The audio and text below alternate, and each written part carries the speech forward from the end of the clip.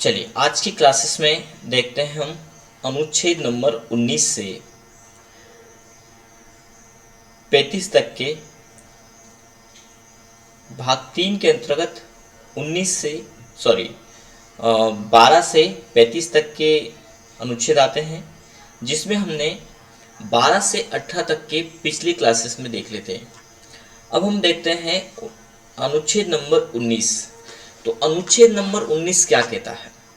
तो अनुच्छेद नंबर 19 से 22 के लिए हम बात करें तो इसके अंतर्गत आता है स्वतंत्रता का अधिकार, जबकि अनुच्छेद नंबर 12, 13 ये दो तो आपको अधिकारों के बारे में डिटेल देते हैं, और 14 से स्टार्ट हो जाता है आपका 14 से 18 तक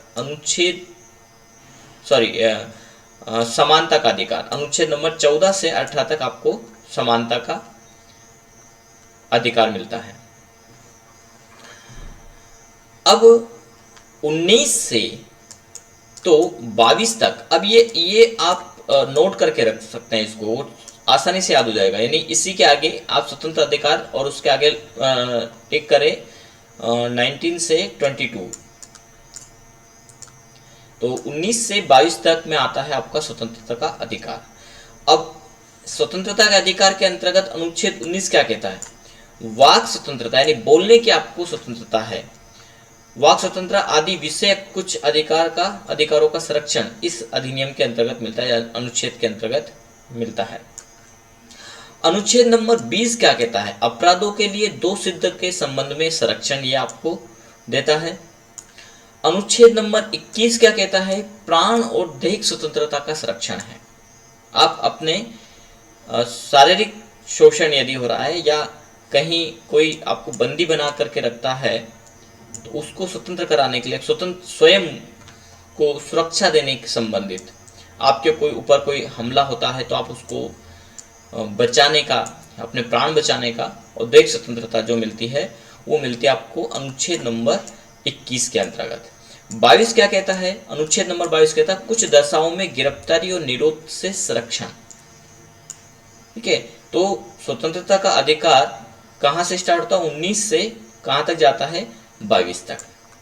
इसके बाद आता है आपका शोषण के विरुद्ध अधिकार। यदि मानवीय शोषण हो रहा है, दुर्व्यवहार आपके साथ में हो रहा है, तो उस शोषण से छुटकारा पाने का जो अधिकार है वो मिलता है आपको अनुच्छेद नंबर 23 और 24 में, जिसे कहा गया शोषण के विरुद्ध अधिकार। तो अनुच्छेद नंबर 23 क्या कहता है? मानव और दुर्व्यवहारों और बलात् श्रम, यानी आपको हरण करके लेके गए और वहां पर आपको श्रम करवाते हैं, तो उसका प्रतिषेध आप कर सकते हैं। तो उससे बचने के लिए आप अनुच्छेद नंबर 3 का सहारा ले सकते हैं, जो संविधान में निर्दिष्ट है। अनुच्छेद नंबर 24 क्या कहता है? यह कहता है कारखानों आदि में बालकों के नियोजन का प्रतिषेध, यानी बाल श्रम जो होता है उससे नियोजन कैसे लें, तो वो मिलता है आपको अनुच्छेद नंबर 24 के अंतर्गत।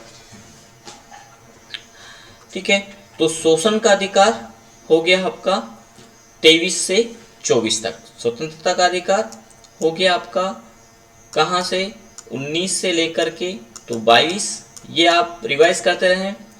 और अब चलते हैं हम 23 से 24, तो इसमें मिल जाता है आपका शोषण के विरुद्ध अधिकार। ठीक है, इसके पहले केस में यदि आगे बढ़े थोड़ा सा और, तो 14 से 18 तक क्या आता है ये आप कमेंट करके बताएं। अगला आता है आपका धर्म की स्वतंत्रता का अधिकार। स्वतंत्रता का अधिकार और धर्म की स्वतंत्रता दोनों में अंतर है।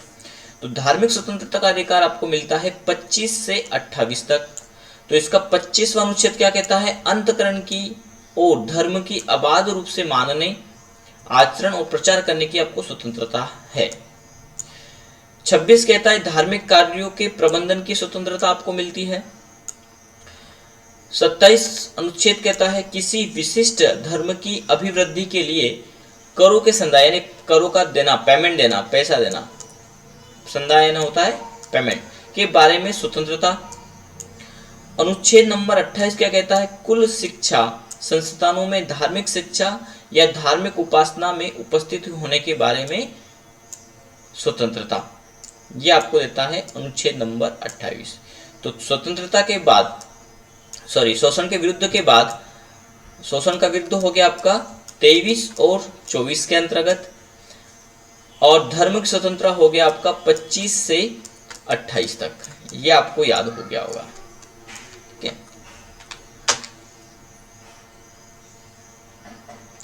अगला आता है संस्कृति और शिक्षा संबंधी अधिकार। तो संस्कृति और शिक्षा ये मिलते हैं आपको 29 से 31 तक। तो अनुच्छेद नंबर 29 क्या कहता है? अल्पसंख्यक वर्गों के हितों का संरक्षण इसमें दिया गया। 30 के अंतर्गत क्या है? शिक्षा संस्थानों की स्थापना और प्रशासन करने का अल्पसंख्यक वर्गों का अधिकार, ये मिलता है 30 के अंतर्गत। 31 को हटा दिया गया, निरसन किया गया। निरसन यानी हटाना। क्या था 31? वो है संपत्ति का अनिवार्य अर्जन। ये 40वें संशोधन के अंतर्गत अधिनियम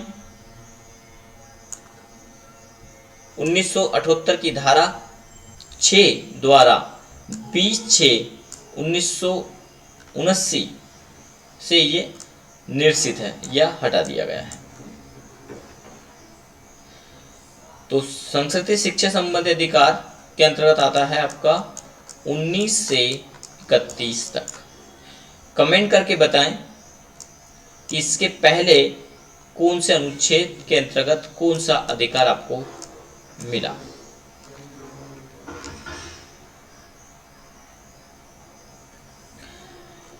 इसके बाद आता है संवैधानिक उपचारों का अधिकार।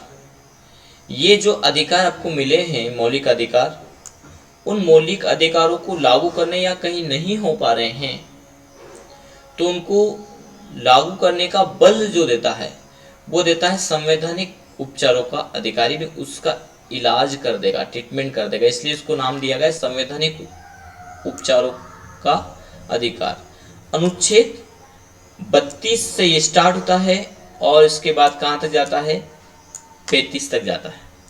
तो अनुच्छेद 32 क्या कहता है? इस भाग द्वारा प्रदत्त अधिकारों को प्रवर्तित कराने के लिए उपचार इसमें है। 32A इसको निरसित किया गया है, निरसन किया गया है, इसका हटा दिया गया इसको। इसमें क्या था ये हम आगे पढ़ेंगे। अगला आता है 33। इस भाग द्वारा प्रदत्त अधिकारों का बलों आदि को लागू होने में उपांतरण करने की संसद की शक्ति, यानी उसमें उसको लागू करवाने का जो अधिकार है वो किसके पास है? मॉडिफिकेशन करवाने का जो अधिकार है वो किसके पास है?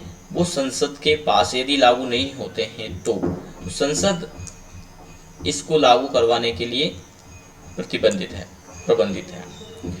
34 अनुच्छेद नंबर 34 क्या कहता है? जब किसी क्षेत्र में सेना विधि प्रवर्त है तब इस भाग द्वारा प्रदत्त अधिकारों पर निर्बंध लगेगा। यानी सेना का क्षेत्र है तो सेना का जो क्षेत्र होता है वहां पर न्यायालय भी सेना का होता है, तो उस पर प्रदत्त अधिकारों को निर्बंध किया गया है। ये देता आपको अनुच्छेद नंबर 34 देता है। अनुच्छेद नंबर 35 क्या कहता है? इस भाग के उपबंधों को प्रभावी कराने का विधान।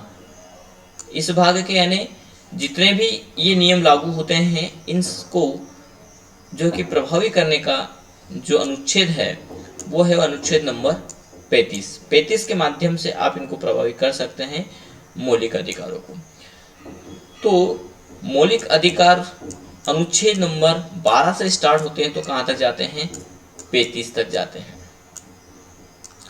इसके बाद आएगा आपका नीति निर्देशक तत्व। 36 से स्टार्ट होते हैं तो 51 तक जाते हैं, 51 तक ये जाते हैं। ठीक है, जिसे डॉक्टर भीमराव अंबेडकर ने संविधान की चेतना या संविधान की आत्मा का, क्योंकि किसी भी राज्य को चलाने के लिए उसमें नीति निर्देशक तत्वों का होना आवश्यक है। तो ये हम नेक्स्ट क्लास में देखेंगे कि नीति निर्देशक में 35 से 51 तक के अनुच्छेद में क्या क्या निहित किया गया है। अभी हम ज़्यादा डिटेल में नहीं जा रहे हैं, आपको सिर्फ ये याद रखना है कि अनुच्छेद 1 से लेकर के तो 51, क्योंकि अब हम आगे क्लास में 51 तक पढ़ने वाले हैं, तो 1 से 51 तक में किस में क्या रखा गया है। अब जैसे 12 से 35 आता है, तो 12 से 35 में कौन कौन से अनुच्छेद है और उनमें जैसे मौलिक अधिकार है तो किस अनुच्छेद के अंतर्गत किस मौलिक अधिकार को रखा गया है। चलिए अब हम थोड़ा सा रिवाइज यहाँ पे कर लेते हैं। आपको बताना है, माइंड में रिवाइज करना है, भाग 1 के अंतर्गत किन किन अनुच्छेद को रखा गया है, भाग 2 के अंतर्गत कौन से अनुच्छेद आते हैं और भाग 3 के अंतर्गत कौन से अनुच्छेद आते हैं। ये आपको माइंड में एक बार रिवाइज करना है। यदि आपने माइंड में रिवाइज कर लिया है तो हम देखते हैं, भाग 1 के अंतर्गत आते हैं अनुच्छेद 1 से 4। अब आपको ये माइंड में रिवाइज करना है कि 1 से 4 के अंतर्गत किसको रखा गया है। भाग 2 के अंतर्गत आते हैं 5 से 11, तो 5 से 11 तक के अनुच्छेद में क्या रखा गया है। और भाग 3 के अंतर्गत आते हैं 12 से 35। ये आप नोट कर सकते हैं अपनी कॉपी में। यदि आप इतना कर लेते हैं तो आपको आसान हो जाएगा। और इसके आगे आपको क्या लिखना है, 1 से 4 तक के अनुच्छेद, यानी उस अनुच्छेद में क्या लिया गया है, 5 से 11 में क्या लिया गया है और 12 से 35 में क्या लिया गया है।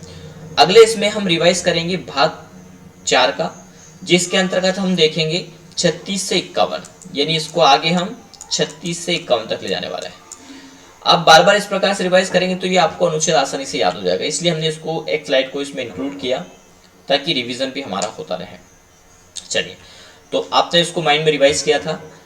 भाग 1 के अंतर्गत 1 से 4 के अंतर्गत रखा गया संघ और उसके क्षेत्र।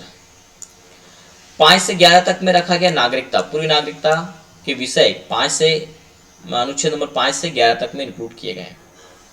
और भाग 3 के अंतर्गत अनुच्छेद नंबर 12 से स्टार्ट होते हैं, जिसमें मूल अधिकारों का बारे में उसका प्रावधान, और 14 से इसमें स्टार्ट होता है समानता का या समता का अधिकार।